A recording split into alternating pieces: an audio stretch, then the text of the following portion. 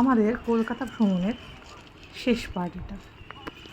এক শীতের সকালে আমরা বেরিয়েছিলাম কলকাতা ভ্রমণে।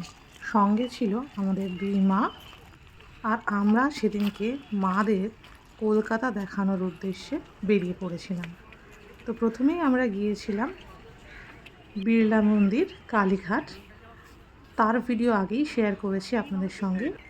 এবার আমরা চলে এসেছি ভিক্টোরিয়া মেমোরিয়াল হল।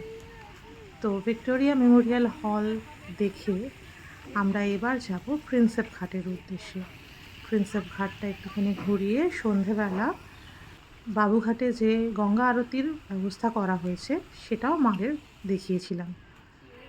তাহলে চলুন ভিক্টোরিয়া মেমোরিয়ালটা ঘুরে নিয়ে এখান থেকে বেরিয়ে যাব সরাসরি প্রিন্সেপ ঘাটের উদ্দেশ্যে। হয়তো এগুলো এখন দর্শনীয় স্থান বলে আমাদের কাছে পরিচিত, কিন্তু এই জায়গাগুলো অ্যাকচুয়ালি আমাদের দেশের 200 বছরের পরাধীনতার প্রতীক হয়ে দাঁড়িয়ে আছে। চলুন এবার গঙ্গা আরতির দিকে এগিয়ে যাই। গঙ্গা আরতি দেখে বাড়ি ফিরে যাব। প্রায় চলেই এসেছি। এখানে ছিল একটা মন্দির, তাই দেখে নিলাম।